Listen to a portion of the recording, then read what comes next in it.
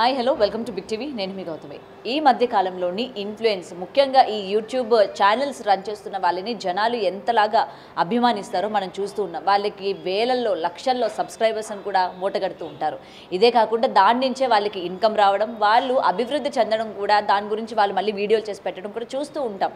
So వాళ్ళు ఏం చేసినా సరే నిజంగానే ఉంటాయి కదా, నిజంగానే చెప్తారు కదా, మనం ఏమి మోసపోవాలని చెప్పం కదా అని చెప్పి ప్రజలు కూడా అటువంటి ఇన్ఫ్లుయెన్సర్స్ని నమ్మి అటు బెట్టింగ్ యాప్స్ కావచ్చు, లేకపోతే స్టాక్స్ అని, లేకపోతే బట్టల్లో అని, ఇలా విధాలుగా వేరే అన్నిట్లో కూడా డబ్బులు పెట్టి మోసపోయిన వాళ్ళు ఉన్నారు. ఇక్కడ మనకి ఏంటంటే అమ్మ మాట అని చెప్పి ఒక యూట్యూబ్ ఛానల్ అయితే, ఇంకొకరు పెరుగు పచ్చడి ఆంటీ. ఈ మధ్య కాలంలోని బాగా వైరల్ అవుతున్నారు వీళ్ళిద్దరూ. అండ్ వీళ్ళ వల్ల మోసపోయిన జనాలు కూడా చాలామంది ఉన్నారు. ఒకరేమో డైట్ తగ్గానని చెప్పి, కేవలం ఫుడ్ వల్లే డైట్ తగ్గానంటారు. ఇంకొకరు నేను ఎటువంటి మోసం చేయలేదు, అవతల అంటే హౌస్ వైఫ్ ఉన్న లేడీస్కి ఇన్కమ్ కోసం నేను ప్రయత్నించానని ఇంకొకరు అంటూ ఉంటారు. అసలు ఇలాంటి వాళ్ళని ఎంతవరకు నమ్మాలి, ఎంతవరకు నమ్మకూడదు, ఈ ఇన్ఫ్లుయెన్సెస్ గురించి ఏ విధంగా తీసుకోవాలి అసలు అన్న విషయాలు తెలుసుకుంది వాళ్ళ మనతో పాటు సీనియర్ జర్నలిస్ట్ దుర్గా వడ్లంనేని గారు ఉన్నారు. Hi ma'am. So YouTube influences ప్రతి ఒక్కరు కూడా ఇంట్లో, ముఖ్యంగా హౌస్ వైఫ్స్ అనుకోవచ్చు, ఇలాంటి వాళ్ళని కరోనా టైం నుంచి కూడా బాగా ఆదరించి వాళ్ళకి లక్షల్లో సబ్స్క్రైబర్స్, లక్షల్లో డబ్బులు కావచ్చు, వాళ్ళ అభివృద్ధి చెందడానికి మనం తోడ్పడుతున్నాం. లైక్లు, షేర్లు, సబ్స్క్రైబ్లు, వ్యూవర్షిప్ వల్ల. సో వాళ్ళు ఏంటంటే జనాల్ని ఈ విధంగా మోసం చేయడం మనం ఏ విధంగా చూడొచ్చు అంటారు? అసలు జనాలు ఎందుకని ముక్కు మొహం తెలియని వ్యక్తులను నమ్మడానికి ఎందుకు ఇంత ఆసక్తి చూపిస్తున్నారంటే ఏం చెప్తారు? అంటే మనిషి సోషల్ మీడియాకి బానిస అయిపోయారండి. ఈ బానిస అవడంలో ఏమవుతుందంటే, మీరు అన్నట్టుగా ఫస్ట్ వీళ్ళు మాట్లాడే విధానం వాళ్ళని అట్రాక్ట్ చేస్తుంది.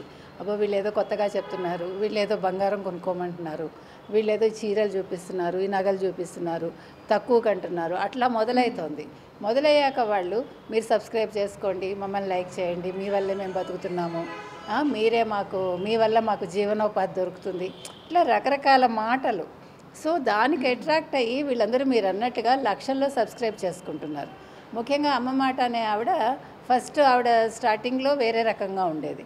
తర్వాత ఓకే, డెఫినెట్గా యూట్యూబ్ ఛానల్ వల్ల బాగుపడ్డ వాళ్ళు చాలామంది ఉన్నారు, బాగుపడని వాళ్ళు కొద్దిమంది ఉన్నారు.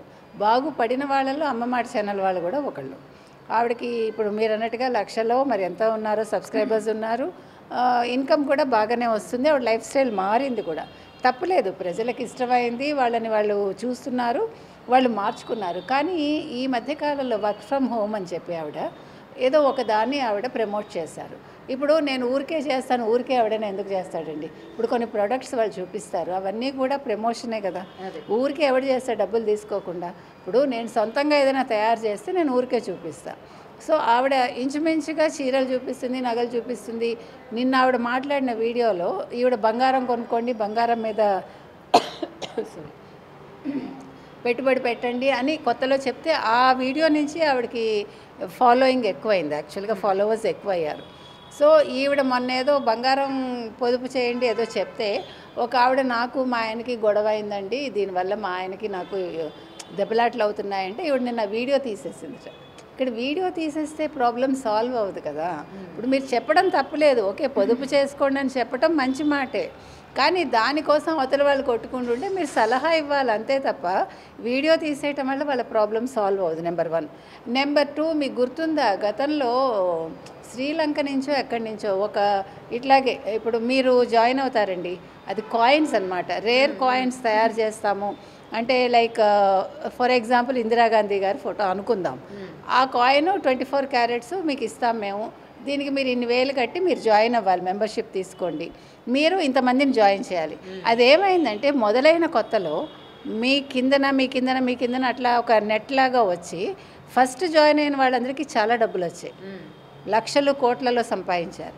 మీకు అది ఐడియా ఉండదు అప్పటికి, మీరు అంటే ఇంకా చిన్నపిల్ల అయి ఉంటారు. అందులో మీకు అంటే పేరు చెప్తున్నానని అనుకోవద్దు, చంద్రమోహన్ గారి అమ్మాయి అది ఆ బిజినెస్లో దిగింది. దిగి ఆవిడ తర్వాత చాలా ప్రాబ్లమ్స్ ఎదుర్కొని ఆఖరికి వాళ్ళు డబ్బులు కట్టి దాంట్లోంచి బయటపడ్డారు. అంటే ఇవన్నీ కూడా ఏంటంటే ఇప్పుడు ఒక స్కాముల్లాగానే ఇవి కూడా. సో నిన్న ఆవిడ చేసింది కూడా అదే, ఆవిడ ప్రమోట్ చేసింది ఏంటంటే, మీరు జాయిన్ అయ్యి మళ్ళీ మీరు ఒక నలుగురిని జాయిన్ చేయాలి, 4 6 ఎంతమందో, మీరు ఒక 40,000 ఎంతో పెట్టుబడి పెట్టాలి. సరే మీకు ట్రైనింగ్ ఇస్తారు, క్లాసెస్ ఇస్తారు, అది ఇష్టమయ్యాక మీరు డబ్బులు కట్టారు అని అంటారు. మీరు అయ్యాక అది వాళ్ళు చేయలేక ఆ డబ్బులు నష్టపోయి బంగారం తాకట్టు పెట్టి ఇంట్లో వాళ్ళకి తెలియకుండా జాయిన్ అయిన వాళ్ళు ఉన్నారు. నా ఛానల్ వల్ల ఒక 28 మంది జాయిన్ అయ్యారు, 26 మంది చాలా బాగున్నారు, ఇద్దరే బాగులేరు అంటారు ఆవిడ. ఇద్దరు బాగులేరా, ఒకళ్ళు బాగులేరా, 10 మంది బాగులేరా, అది కాదు లెక్క. అసలు ఇలాంటివి ఎందుకు మీరు ప్రమోట్ చేయాలి? ఇది వర్క్ ఫ్రమ్ హోమ్ కాదు, ఇది ఒక రకమైన స్కామ్. మనకి వాళ్ళు ప్రమోట్ చేయమంటే మీకు డెఫినెట్గా వాళ్ళు డబ్బులు ఇచ్చి ఉంటారు. ఆవిడతోటి మాట్లాడిచ్చాను, మా గురువు గారు ఫోన్ చేశారు, గురువు గారికి ఎక్స్ప్లెనేషన్ ఇచ్చాను, దీని మీద ఇన్ని నెగిటివ్ కమెంట్స్ వచ్చాయి, నేను వాటిని తీసుకుంటాను అంటూ ఆ చెప్పటంలోనే ఆవిడకి ఒక ఉక్రోషం కనిపిస్తుంది. మీరు అసలు ప్రమోట్ చేయటం ఎందుకు, బాధపడడం ఎందుకు? అది ఎదరవాడు అన్నాడని ఇప్పుడు మీరు ఒక ఛానల్ పెట్టారండి, మీరు పబ్లిక్ ఫిగర్ అయ్యారండి, అయ్యాక మీ మీద ముళ్ళు పడతాయి, రాళ్ళు పడతాయి, పువ్వులు పడతాయి, ఏం వచ్చినా తీసుకోవాలి మనం. మీరు ఎందుకు తిట్టారు, నేను చేసిన దాంట్లో తప్పేంటి, మళ్ళీ దాని మీద ఒక వీడియో చేయటం. ఇది అమ్మ మాట ఆవిడే కాదు, చాలామంది మీరు అన్నట్టు ఇందాక వెన్నెల డైట్ ఎవరో ఉన్నారు, ఆవిడ అంతే. తర్వాత ఈ మధ్యకాలంలో కొంతమంది జర్నలిస్టులు కూడా దీని మీద ఒక పెద్ద ఉద్యమం చేసి మీరు అట్లాంటి కమెంట్స్ ఎలా పెడతారు, వాటి మీద మమ్మల్ని ఎందుకంటారు, మీరు ఎదురవాళ్ళని తిట్టచ్చు. మీరు ఒక మోదీ గారినో, ఒక ప్రభుత్వాన్నో, మరొకళ్ళనో మీరు ఇష్టానికి నెగిటివ్ స్ప్రెడ్ చేస్తారు, మీ మీద కమెంట్ చేస్తే మాత్రం మీరు హర్ట్ అయిపోతారు, మనోభావాలు మీకే దెబ్బతింటాయి, ఎదురువాడికి దెబ్బతినవు. నేను చెప్తున్నది ఏంటంటే, నిన్న అమ్మ మాట ఆవిడ కావచ్చు, మరొకళ్ళు కావచ్చు, మీరు ప్రమోషన్స్ ఎందుకు చేస్తారు, చేసినప్పుడు మీ బాధ్యత. నిన్న ఆవిడ వీడియోలో కింద ఎవరో ఇంకొకటి కూడా పెట్టారు కమెంట్, ఆవిడ ఈ మధ్యన వైజాగ్లో ఒక మీరు ఇక్కడ స్థలం కొనుక్కోండి, ఇది చాలా మంచిది అని చెప్పారు. తప్పులేదు, వాళ్ళు ఎవరో ఈవిడ సబ్స్క్రైబర్స్ ఉన్నారు, ఈవిడ మాట రియల్ ఎస్టేట్ వాళ్ళు ఈవిడని అప్రోచ్ అయ్యి ఉంటారు. దానివల్ల ఏమవుతుంది, వాళ్ళు ఏమన్నారంటే కమెంట్లో, మీరు ఇప్పుడే సారీ చెప్పేసేయండి ముందేను, మళ్ళీ రేపొద్దున అది ఏదైనా తేడా వస్తే మీకే ఇబ్బంది అవుతుంది. అంటే ప్రజలు ఎంత తెలివిగా ఉన్నారు, ఎట్ ద సేమ్ టైం వాళ్ళు నమ్మి ఎలా మోసపోతున్నారు, రెండు ఒకే చోట మనం చూస్తున్నాం. అండ్ ఇక్కడ ఇన్ఫ్లుయెన్సర్స్ అనే కాకుండా సెలబ్రిటీలు కూడా వాళ్ళ యూట్యూబ్ ఛానల్స్ ద్వారా కొన్ని ప్రోడక్ట్స్ కూడా ప్రమోట్ చేస్తూ ఉంటారు. ఇంత కూపన్ కోడ్ యూజ్ చేసుకోండి, మీకు ఇంత బోనస్ వస్తుంది, లేకపోతే కూడా నేను ఇది చూపిస్తున్నాను కదా, మీరు ఇంట్లో ఈ పరికరం యూజ్ చేసుకోండి అని చెప్పి వీళ్ళు చేస్తున్నారు. ఈ ఇన్ఫ్లుయెన్సర్స్ అని చెప్పి మామూలు జనాలు కూడా ఈ ప్రోడక్ట్స్, నగలు, చీరలు ఈ చూస్తున్న వాళ్ళకు కూడా ఎఫెక్ట్ అవుతున్నారు. మళ్ళీ వాళ్ళకి ఎలా అడగాలో తెలియక, ఏం చేయాలో తెలియక వీళ్ళ కమెంట్ సెక్షన్లోకి వెళ్ళి మేము మోసపోయామని చెప్తున్నారు. అదే నేను అంటున్నా, మీరు ఇప్పుడు ప్రమోట్ చేసినప్పుడు ఎట్లా మీరు మాట్లాడుతున్నారో, వాళ్ళకి ఏదైనా సమస్య వచ్చినప్పుడు కూడా మీరు స్పందించండి. ఇప్పుడు ఎవరైతే ఉన్నారో ఈ ఛానల్స్ వాళ్ళు స్పందించాలి కదా, వాళ్ళ బాధ్యత అది. ఇప్పుడు మీరు డబ్బులు తీసుకుని మీరు ఒక ప్రమోషన్ అయిపోయాక మీ బాధ్యత అయిపోదు, యాక్చువల్గా మీ బాధ్యత అప్పుడు మొదలవుతుంది. సో ఎవరైతే ఇద్దరే కదండి అని నేను ఆవిడ అండం అనేది బాధ్యతారాహిత్యం. అది ఇద్దరైనా ఒకళ్ళైనా ఇప్పుడు వాళ్ళు ఏదైనా చేసుకుంటే రెస్పాన్సిబిలిటీ మీరు కూడా అవుతారుగా, ఆ కంపెనీతో పాటు ఈవిడ కూడా అవుతారుగా. కంపెనీదే ఉంది, మేము మీకు ఈ రూల్స్ అండ్ రెగ్యులేషన్స్ చెప్పామండి, మీకు ఇష్టమైతే జాయిన్ అవ్వండి అంటుంది. కానీ ఈ కంపెనీలో జాయిన్ అవ్వండి అని చెప్పింది మీరు కాబట్టి మీకు ఎక్కువ రెస్పాన్సిబిలిటీ ఉంటుంది. ఇప్పుడు ఆ పెరుగు పచ్చడి అంటే తీసుకోండి, ఆవిడ నేను 130 కిలోలో 120 కిలోలో ఉండే ఆవిడ ఆ వెనిలా డైట్ ద్వారా నేను తగ్గాను, ఫుడ్ వల్లే తగ్గాను అంటుంది ఆవిడ. ఇప్పుడు వీళ్ళందరూ కూడా రకరకాల ప్రమోషన్స్ చేసి జ్యోతిష్యం అని, లేకపోతే మీకు వశీకరణ కావాలా, మరొకటి కావాలా, లేకపోతే ఫలానా దాంట్లో పెట్టుబడి పెట్టండి, లేకపోతే ఫలానా రియల్ ఎస్టేట్ బాగుంది, వీళ్ళందరూ ప్రమోట్ చేసి వీళ్ళు గొప్పవాళ్ళే. మీరు గొప్పవాళ్ళు అవ్వండి, దాని గురించి ఎవరికి బాధ లేదు, ఏదైనా సక్రమంగా ఉండాలి. కానీ మీరు వేరే వాళ్ళని అంటే మిస్గైడ్ చేస్తూ మీరు డబ్బులు సంపాదించుకుని రేపొద్దున మీ బాధ్యత లేదు అంటే మాత్రం అది బాగోదు. ఎందుకంటే ప్రజలు ఇబ్బంది పడతారు. ముఖ్యంగా ఏమవుతుందంటేనండి, ఈ ఇంట్లో ఉండే గృహిణులు వాళ్ళకి తెలియదు, వాళ్ళు మోసపోతారు తొందరగా. వాళ్ళకి ఎన్నో యాస్పిరేషన్స్ ఉంటాయి, అబ్బా వీళ్ళు భలే చెప్తున్నారే, నేను ఇలాగే కదా ఉండాలనుకున్నాను, ఇలాగే కదా నేను కూడా అనుకుంటున్నాను, ఈవిడ చెప్పింది బాగుంది అని ఇంట్లో భర్తకు తెలియకుండా వాళ్ళు వెళ్తారు, అప్పు చేస్తారు, లేకపోతే చిట్టీలు కట్టిన డబ్బు ఉంటుంటే అవన్నీ ఇవన్నీ, లేదంటే బంగారం తాకట్టు పెట్టేసి మొగుడికి తెలియకుండా అక్కడ వడ్డీ పెరిగిపోతుంది, ఇక్కడ వీళ్ళు మోసపోతారు, మొగుడికి చెప్పుకోలేరు. కొంతమంది చాలా భర్తలు కూడా చాలా సీరియస్గా ఉంటారు, అంటే ఏంటి ఇట్లా చేసావు నాకు చెప్పకుండా, అది పెద్ద యుద్ధం అయ్యి విడిపోయే స్టేజ్కి కూడా వెళ్ళే వాళ్ళు ఉంటారు. లేదు సూసైడ్ చేసుకుంటే ఎవరు రెస్పాన్సిబిలిటీ. మీరు అన్నట్టు నేను వీళ్ళొక్కళ్ళనే అనండి, ముఖ్యంగా సెలబ్రిటీస్ కూడా తప్పే. ఇప్పుడు వాళ్ళు కొన్ని యాడ్స్ చేస్తారు, ఇప్పుడు ఫెయిర్ అండ్ లవ్లీ ఉండేది, ఇప్పుడు అది గ్లో అండ్ లవ్లీగా మారింది. కొంతమంది మేము చెయ్యమని మానేశారు, కొంతమంది చేస్తున్నారు. అదేవిధంగా చాలా ప్రకటనలు అలాగా ఇప్పుడు సినీ సెలబ్రిటీస్ చెప్పి గుట్కాలకి బానిసలు అవుతున్న వాళ్ళే లేరా? ఆ పళ్ళు మీరు చూసారా ఎట్లా తయారవుతాయో? ముఖ్యంగా ఈ బుగ్గల్లో క్యాన్సర్ వస్తుంది వాళ్ళకి, లేదు గొంతుకులో క్యాన్సర్ వస్తుంది. మరి వీళ్ళు కోట్లు తీసుకుని వీళ్ళు ఒక యాడ్ చేసి ఊరికే ఒక పలుకు నోట్లో వేసుకుంటారు అంతే, కానీ నష్టపోయేది ప్రజలు. కాబట్టి మీరు ఏ యాడ్ చేసినా కూడా మీరు ఆలోచించండి. ముఖ్యంగా ఈ ఇన్ఫ్లుయెన్సర్స్ కావచ్చు, లేకపోతే మీరు అన్నట్టు ఈ ఛానల్స్, చిన్న యూట్యూబ్ ఛానల్స్ కావచ్చు, మీరు టెంపరీగా చాలా గొప్పవాళ్ళు అయిపోయి ఉండొచ్చు, కానీ మీ ప్రభావం వాళ్ళ మీద ఉంటుంది. కాబట్టి మీరు 1-2 సార్లు ఆలోచించండి. చేసేసాక ఇద్దరే కదా ఒకళ్ళే కదా అనకండి. మీరు అది కూడా మీ బాధ్యతే. మీరు ఎంత బాధ్యతగా దాన్ని ప్రమోట్ చేశారో, అలాగే ఆ ప్రమోషన్ వల్ల నష్టపోయిన వాళ్ళని కూడా మీరు అంత బాగా మీరు సమాధానం ఇవ్వండి. వాళ్ళకి సైకలాజికల్గా వాళ్ళ ఇబ్బందుల్లో ఉంటే మీరు ఆదుకోవాల్సిన బాధ్యత కూడా మీదే.